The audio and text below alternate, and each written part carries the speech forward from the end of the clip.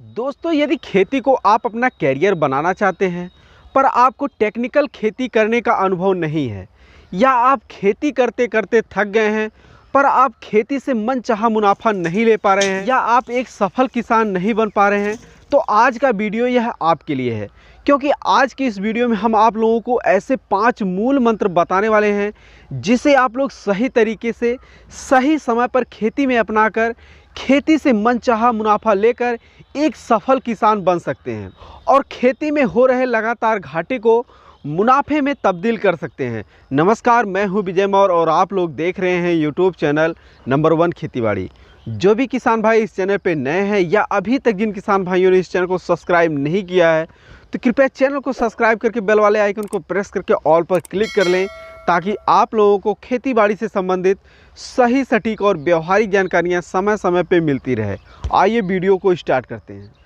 किसान भाइयों, खेती से बेहतर इनकम जनरेट करने के लिए केवल खाद, बीज, दवाई और सिंचाई पर ही नहीं बल्कि हम सभी किसान भाइयों को सभी पॉइंट्स पर ध्यान देने की ज़रूरत है। यानी खेत चुनाव से लेकर फसल चुनाव तक सभी पॉइंट्स पर ध्यान देने की ज़रूरत है। वह सभी पॉइंट को हमने 5 मूल मंत्र में परिवर्तित कर दिया है, जो इस प्रकार है। पहला है मिट्टी की जांच। किसानों, यदि आप लोग अपने खेती में उन्नत किस्मों का चुनाव करने के साथ साथ खाद, पानी और स्प्रे का उचित प्रबंधन करने के बाद भी अपने फसल से बेहतर उत्पादन नहीं ले पा रहे हैं, उसका एक ही कारण है फसल के प्रति मिट्टी का उपयुक्त ना होना। और यह बहुत ही बड़ी समस्या है। इस समस्या का एक ही निवारण है मिट्टी की जांच। क्योंकि मिट्टी की जांच से पता चलता है कि मृदा में कौन सा पोषक तत्व उचित है और कौन सा अधिक या कम मात्रा में है, और मिट्टी का पीएच वैल्यू क्या है। कहीं ऐसा तो नहीं कि आपके खेत की मिट्टी में नाइट्रोजन की उपलब्धता पहले से ही ज़्यादा है फिर भी आप अपने फसल में यूरिया डाले जा रहे हैं, या आपके खेत में जिंक की कमी है और आप अपने खेत की मिट्टी में जो है पोटाश डाले जा रहे हैं। किसानों में खेती से बेहतर उत्पादन लेने के लिए मिट्टी की जांच बहुत ही ज़रूरी होती है। इसका मुख्य उद्देश्य खेत की ज़रूरत के अनुसार उन्हें पोषक तत्व उपलब्ध कराना होता है, जिससे उत्पादन तो बढ़ेगा ही, साथ में लागत में भी कमी आएगी। दूसरा जो मूल मंत्र है वह है अपने खेत का गर्मी के मौसम में ट्रीटमेंट।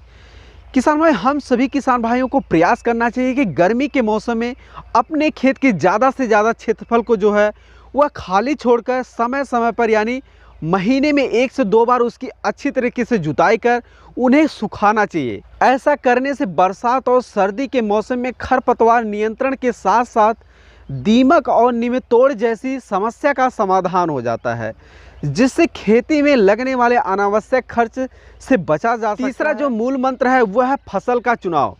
किसान भाई, यदि आपके पास 2 एकड़ या 1 एकड़ से भी कम खेत है और आप उसमें जो अनाज वर्गीय फसलों की खेती करते हैं, तो आप इसकी खेती करके कभी एक अच्छा मुनाफा नहीं कमा सकते हैं, क्योंकि यह लंबे अवधि की फसल होती है। इसका उत्पादन और रेट दोनों ही सीमित होता है।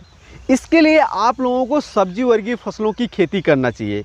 यदि आपके पास अधिक मात्रा में खेत है तो उसमें से आप लोगों को अधिकांश भाग पर अनाज वर्गीय फसलों की खेती करना चाहिए।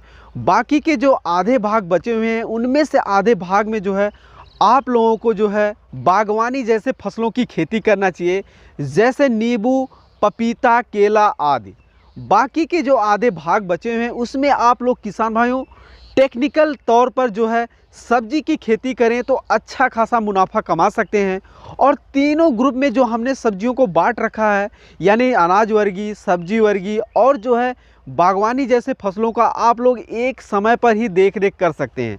क्योंकि जो बागवानी फसलें हैं और जो अनाज वर्गीय फसलें हैं, इनमें आप लोगों को रोज़ रोज़ जो है देख रेख करने की आवश्यकता नहीं पड़ती है। अगला जो मूल मंत्र है किसान भाई वो है खाद, बीज, दवाई और सिंचाई का सही समय पर उचित प्रबंधन। किसान भाई, यदि आप लोग अनाज वर्गीय फसलों की खेती करते हैं तो उसकी बुआई समय पर करें, जो भी उसकी समय निर्धारित की गई है। जैसे गेहूं का अगर बुआई करते हैं तो आप नवंबर दिसंबर महीने में करें। अगर आप सरसों की बुआई करते हैं तो सितंबर अक्टूबर महीने में करें। ठीक उसी प्रकार यदि आप लोग जो है सब्जी वर्गीय फसलों की खेती करते हैं तो आप लोगों को अगेती व पछेती समय पर बुआई करें। जो सामान्य मौसम में बुआई की जाती है उससे अच्छा खासा मुनाफा आप जनरेट कर सकते हैं और उसका समय समय पर खाद एवं सिंचाई का उचित प्रबंधन करें तो अच्छा खासा उत्पादन अपनी फसल से ले सकते हैं। अगले नंबर का किसान भाई जो मूल मंत्र है वो है फसल चक्र। किसान भाई किसी खेत में फसलों को अदल बदल यानी हेर फेर बुआई करना ही फसल चक्र कहलाता है। इस प्रणाली को अपनाने से मृदा की उर्वरा शक्ति बनी रहती है जिससे फसल में उत्पादन क्षमता कई गुना बढ़ जाता है। अगले नंबर का किसान भाई जो मूल मंत्र है उसको हमने अपनी तरफ से ऐड कर लिया है, उसका नाम है फसल सुरक्षा।